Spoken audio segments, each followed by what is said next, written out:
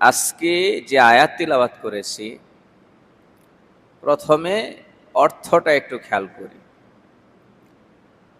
আল্লাহ তাআলা বলেন, ওয়ামা আসাবাকুম মিন মুসিবাতিন,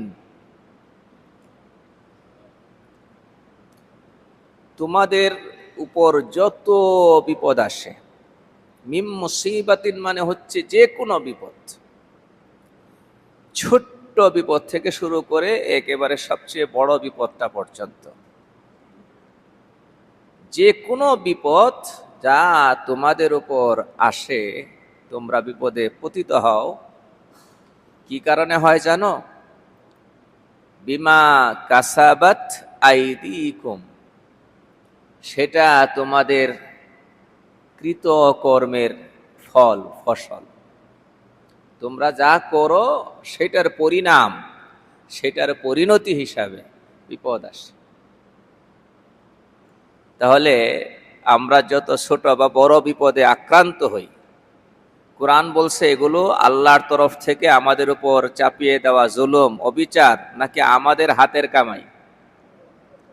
আমাদের হাতের কামাই। আল্লাহ আমাদের উপর কোনো জুলুম করেন না, করতে পারেন না, করবেন না। কোনো অবিচার তিনি আমাদের উপর করবেন না। তাহলে বিপদ আসে কেন? এটা আমাদের হাতের কামাই। এখন প্রশ্ন হতে পারে, যার কোনো গুনাহ নাই, যেমন নবীগণের কি ছিল না? কোনো গুনাহ ছিল না।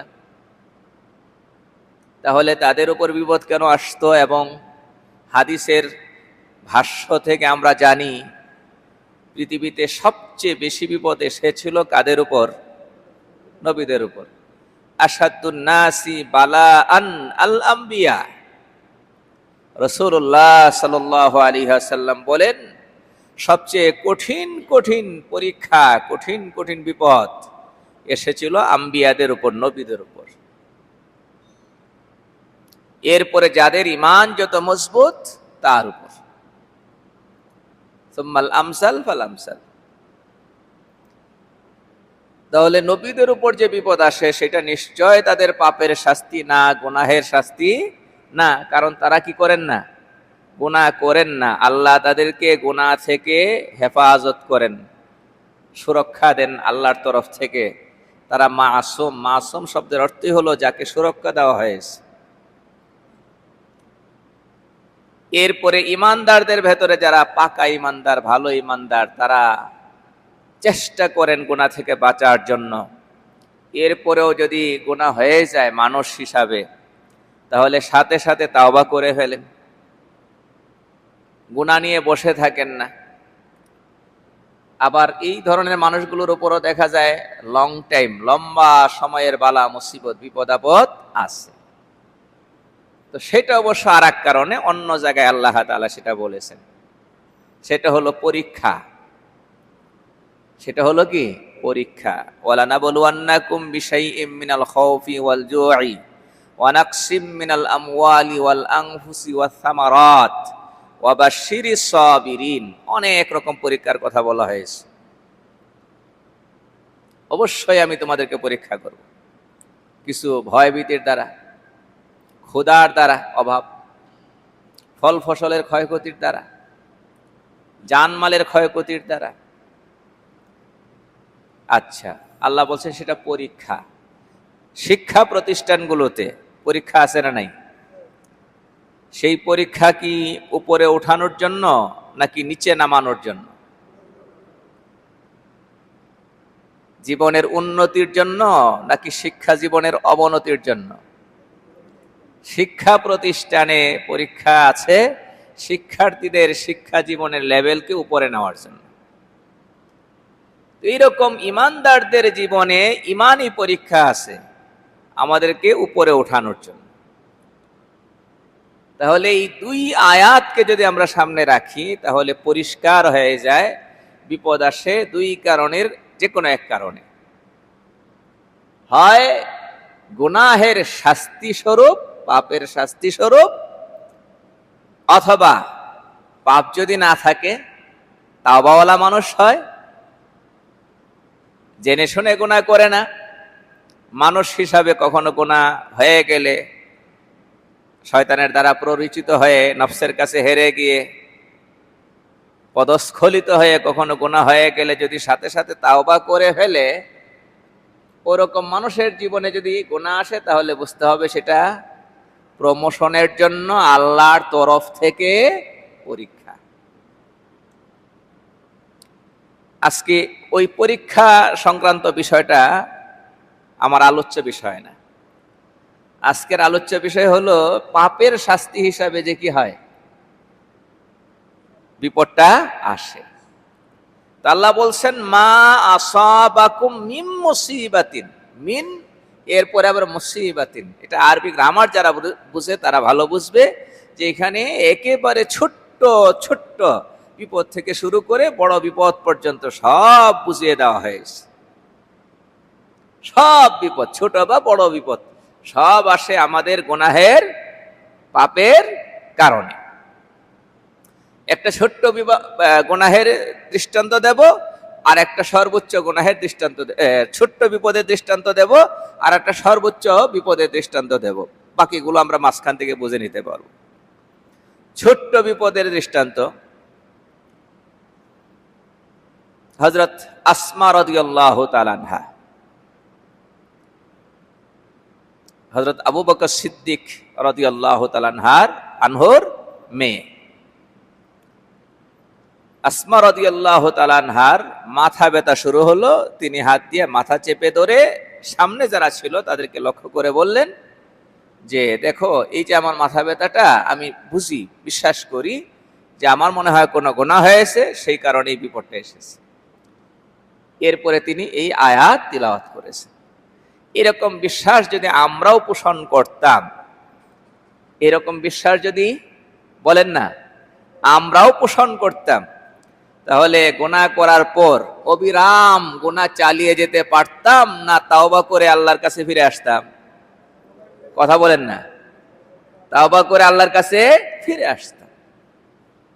এই বিশ্বাসটা দরকার ছিল। জ্বরে আক্রান্ত হয়েছি, কখনো মনে আসে না যে আমার পাপের ফসল। পেট খারাপ হয়েছে, কখনো মনে আসে না আমার পাপের ফসল। এক জায়গায় এক কাজের জন্য গিয়েছি, 3 দিন পর্যন্ত ঘোরা লেগেছে, ঘুরতে হয়েছে, হয়রান হয়েছে, কখনো মনে আসে না আমার মনে হয় কোনো পাপের ফসল। আসা দরকার ছিল, কারণ সেটাও তো বিপদ, সেটাও তো মুসিবত। যদি এই বিশ্বাস করতাম তাহলে আমরা তাওবা করতে পারতাম, ইস্তেগফার করতে পারতাম, মুখ থেকে বেশি বেশি করে ইস্তেগফার বের হতো। লাভ হতো না ক্ষতি হতো? সুস্থতা বিলম্বিত হইতো না আল্লাহ দয়া করতেন? দয়া করতেন। যদি তাড়াতাড়ি সুস্থ না হই, দেরি করেও হই, তাতে অসুবিধা ছিল না, সব লেখা হইতে থাকতো, আমার ইমানের লাইনে আমি অগ্রসর হতে পারতাম। কারণ আমরা তো ওই লেভেলের মানুষ কেউ না যে দাবি করবো আমার কোনো গুনাহ নেই। দাবি করতে পারবো নাকি? যে মানুষ বলে কোন পাপ করছিলাম, এরকম কিছু মানুষ আছে, এরা আসলে গুনাহ কি পাপ কি এটা কি করে না, বুঝেই না। কথা বুঝতে পেরেছে? গুনাহ যে কত রকমের আছে এটা বুঝেই না। তাহলে আমাদের এই শিক্ষাটা নেওয়ার দরকার যে ছোট বা বড় যখনই কোনো বিপদ আসে, আমরা ধরে নেব, বিশ্বাস করব যে নিশ্চয় আমার কোনো গুনাহের কারণে আল্লাহ তাআলা এই শাস্তিটা দিয়েছেন। সুতরাং আমার দরকার তাড়াতাড়ি করে তাওবা করা, ইস্তেগফার করা, আল্লাহর কাছে ক্ষমা চাওয়া। তো মাথা ব্যথাই যে একেবারে ছোট্ট বিপদ, এর চেয়ে ছোট্ট বিপদ নাই সেটা বলছি না আমি। এটাকে আমরা সাধারণত ছোট্টই মনে করি, এটার জন্য একেবারে কি করি না, পেরেশান হয়ে যায় না। আর সবচেয়ে বড় বিপদ যেটা, যে বিপদের চাইতে আর কোনো বড় বিপদ হইতে পারে না, সেটা হলো মৃত্যুর সময় যদি কালিমা নসিব না হয়, মৃত্যুর সময় যদি ঈমান নসিব না হয়, যদি ঈমান হারা হয়ে কবরে যাওয়া লাগে, এর চেয়ে বড় কোনো বিপদ হতে পারে? কথা বলে। যদি মৃত্যুর সময় ঈমান নিয়ে না যাওয়া যায়, তাহলে সারা জীবনের শত ভালো কাজ, নেক আমল, কোনো মূল্য আছে নাকি? কোনো মূল্য আছে না। রাসূল কারীম সাল্লাল্লাহু আলাইহি ওয়াসাল্লাম বলেছেন, ইন্নামাল আমালু বিল খাওয়াতিম, তোমার সফলতা নির্ভর করবে এই শেষ কর্মের উপর। ঈমান নিয়ে যেতে পেরেছো কিনা? ঈমান নিয়ে যদি যেতে পারো, জীবন সফল।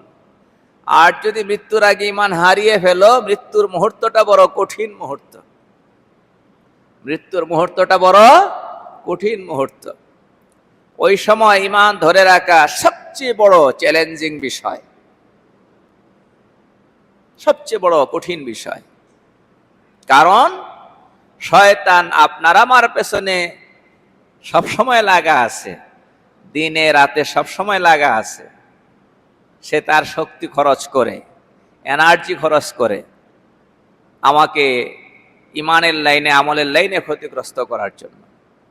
তো সারা জীবন যতটা চেষ্টা সে করে, এর চেয়ে বহু বহু গুণ বেশি, বা তার পক্ষে যতটা সম্ভব সর্বোচ্চটা করে হলো শেষ সময়ে।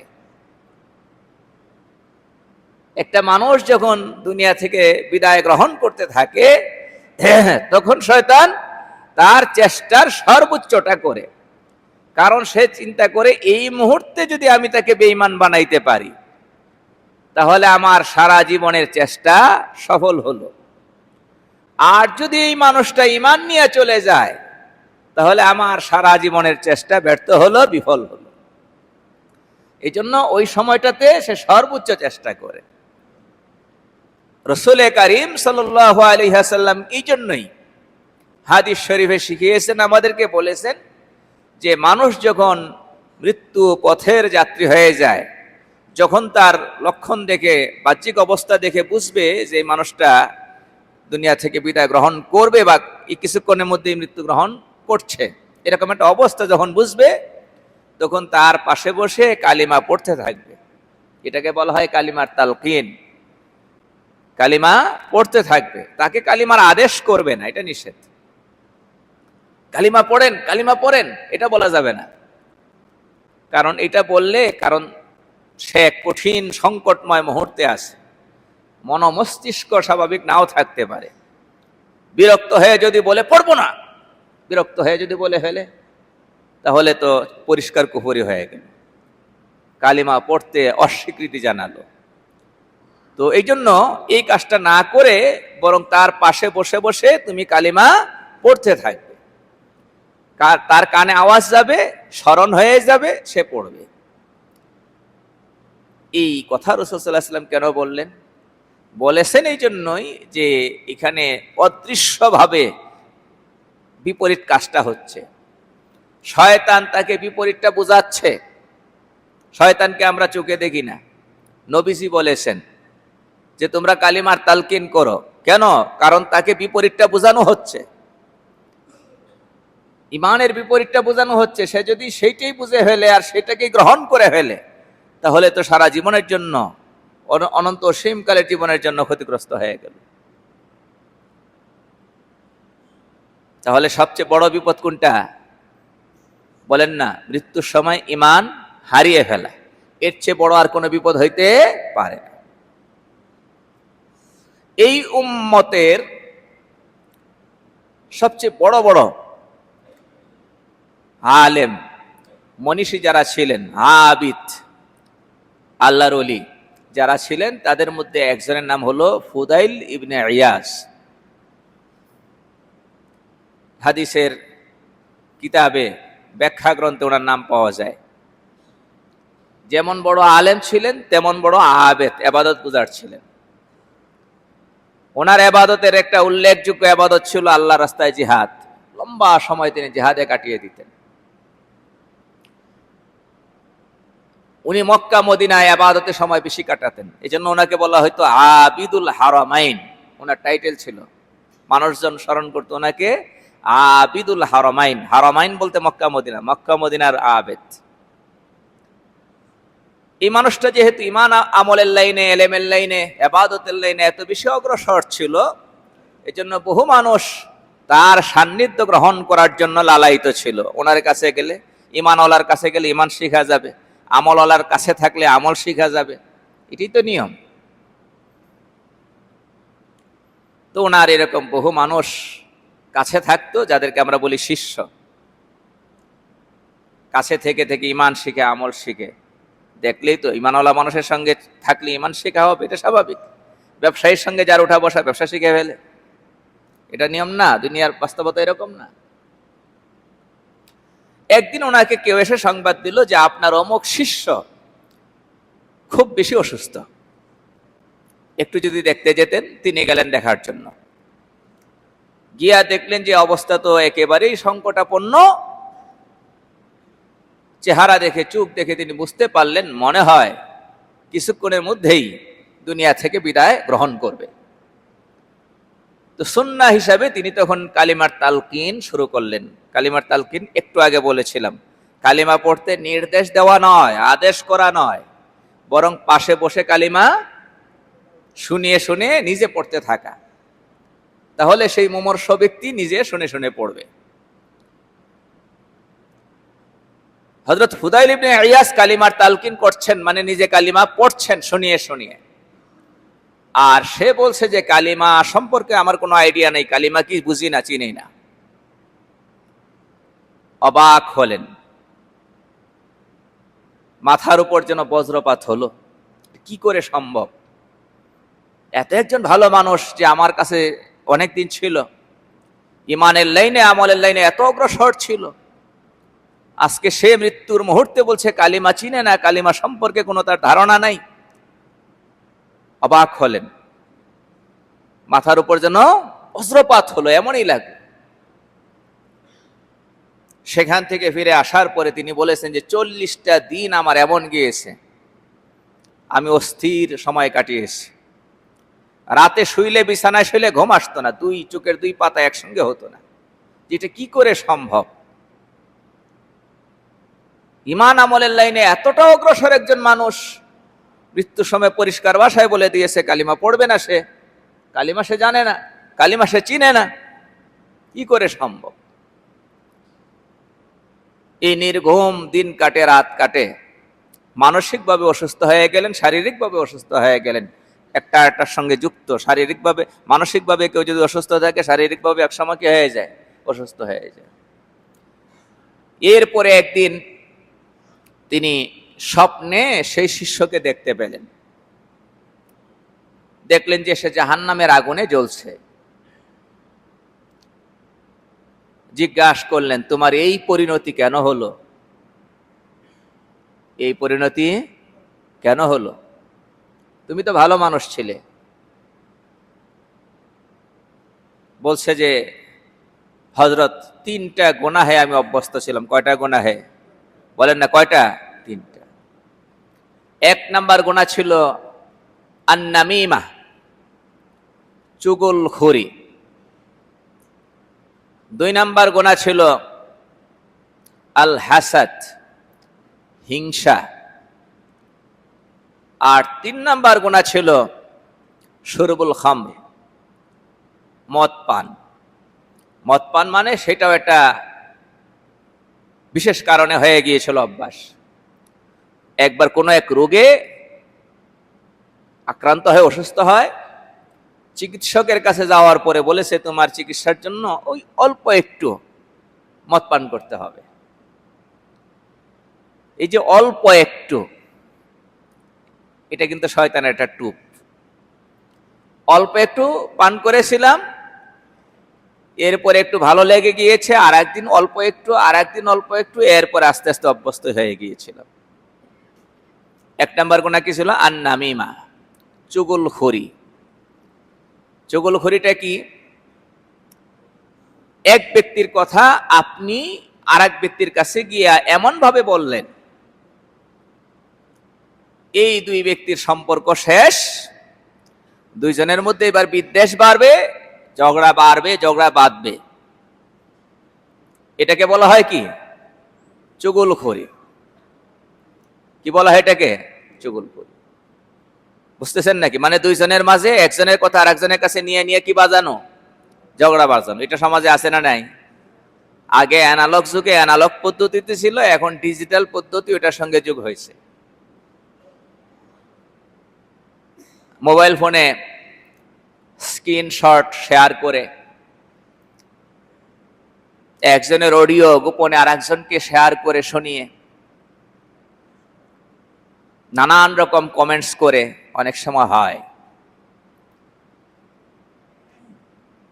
সম্পর্ক নষ্ট করা হয়, দূরত্ব তৈরি করা হয়, ঝগড়া বড় করা হয়। ছোট্ট গুনাহ না, বিরাট গুনাহ। আল্লাহ রাসূল সাল্লাল্লাহু আলাইহি ওয়াসাল্লাম বলেছেন, লা ইয়াদখুলুনাল জান্নাতা নাম্মাম। এভাবে করে যারা একজনের কথা আর একজনকে বলে সম্পর্ক নষ্ট করে, ঝগড়া বাঁধায়, হিংসা বাড়ায়া দেয়, এরা জান্নাতে প্রবেশ করবে না, নিজে ব্যক্তিগতভাবে যত ভালো আমলই করুক। আল্লাহ রাসূল আল্লাহ তাআলা কোরআনে কারিমে এটাকে কাফেরের চরিত্র হিসাবে উল্লেখ করেছেন। ওয়ালা তুতি কুল্লা হাল্লাফিম মাহিন হাম্মাসিম মাশাইম বিনামিম। তুমি ওই ব্যক্তির অনুসরণ করবে না যে বেশি শপথ করে, লাঞ্ছিত, তারপরে দোষ খুঁজে বেড়ায়, মানুষের চুগলখুরি করে বেড়ায়। ওই দুইজনের মধ্যে ঝগড়া বাজানোর জন্য একজনের কথা আর একজনকে লাগায়। কোরআন এই কথা বলছে, এটা উল্লেখ করছে হলো কাফেরের চরিত্র হিসাবে। তো এই চরিত্রটা এখন আমাদের ভেতরে আসছে কি আসে নাই? কথা বলেন না। এই যে সংসারগুলো ভাঙ্গে, এরপরে কত ভালো ভালো সম্পর্ক নষ্ট হয়, এগুলোর পেছনে থার্ড পার্সনের ভূমিকা আছে না নাই? কথা বলেন না, আছে না নাই? এই থার্ড পার্সনই হচ্ছে চুগলখোর ব্যক্তি, যার জন্য আল্লাহ তাআলা জান্নাতকে হারাম করে রেখেছেন। আল্লাহ তাআলা আমাদেরকে ওই রকম বানান যারা সম্পর্ক জোড়া লাগায়। বৈধ সম্পর্ক, অবৈধ সম্পর্কের কথা বলছি না। আবার সম্পর্ক যেন আমরা নষ্ট না করি, বরং জোড়া লাগানোতে ভূমিকা রাখি। দূরত্ব না বাড়াই, দূরত্ব কমানোর ক্ষেত্রে ভূমিকা রাখি। আল্লাহ তাআলা তৌফিক দান করুন। আর এক হচ্ছে হিংসা। আর এক হচ্ছে কি? হিংসা। হিংসা কি জিনিস কম বেশি জানা তো আছে আমাদের। এখন আমাদের প্রত্যেকেরই বুকে হাত দিয়ে দেখার দরকার, কিছু পরীক্ষা আছে, এগুলোর জন্য ওই মেডিকেল টেস্ট ডায়াগনস্টিক সেন্টারে গিয়ে করা লাগে না, বা এটা করার জায়গাও নেই। এটা নিজে নিজে বুঝতে হবে। আপনার জানাশোনা লোকদের, পরিচিত লোকদের ভালো কিছু দেখলে আপনার খারাপ লাগে কিনা? আপনার ছেলের চেয়ে আর একজনের ছেলে মেধাবী বেশি, পরীক্ষায় ভালো করেছে, আপনার খারাপ লেগে যায় কিনা? আর একজনের চাকরি প্রমোশন হয়েছে, আপনার খারাপ লাগে কিনা? তার স্যালারি আপনার চাইতে বেশি, খারাপ লাগে কিনা? তার ঘর আপনার ঘরের চাইতে ভালো, নতুন করে ঘর বেঁধেছে, খারাপ লাগে কিনা আপনার? আর একজনের মেয়ের বিয়ে হয়ে গিয়েছে, আপনার খারাপ লাগে কিনা? এগুলোই হলো টেস্ট। যদি খারাপ লাগে তাহলে কি আছে? বলেন না, কি আছে? হিংসা আছে। দূর করার একমাত্র উপায় হলো এই বস্তুবাদী চিন্তার জায়গার মধ্যে ঈমানকে জাগ্রত করা। বস্তুবাদী চিন্তা মানে কি? আমরা সবগুলো মনে করি কি মানুষের অর্জন। না, এই সব কিছু মানুষের অর্জন না। মানুষ চেষ্টা করে ঠিক, কিন্তু এই সবগুলো কার দান? বলেন, কার ফয়সালা? আল্লাহর ফয়সালা। নাহনু কাসামনা মাঈশাতাহুম ফিল হায়াতিদ দুনিয়া। আল্লাহ বলেন, দুনিয়ার জীবনের সব কিছু আমি আল্লাহ বন্টন করে দিয়েছি। তোমার ছেলে বেশি মেধাবী হবে নাকি তোমার প্রতিবেশীর ছেলে বেশি মেধাবী হবে, আমি আল্লাহ ফয়সালা করে দিয়েছি। তোমার ছেলের ভালো চাকরি হবে নাকি তোমার বন্ধুর ছেলের ভালো চাকরি হবে, আমি আল্লাহ ফয়সালা করে দিয়েছি। তোমার স্যালারি বেশি হবে নাকি একই সঙ্গে চাকরিতে যোগদান করা তোমার সহকর্মী কলিগ, তার স্যালারি উপরে উঠে যাবে, আমি আল্লাহ ফয়সালা করে রেখেছি। তোমার ঘর বড় হবে নাকি তোমার প্রতিবেশী ভালো ঘর তৈরি করবে, আমি আল্লাহ ফয়সালা করে রেখেছি।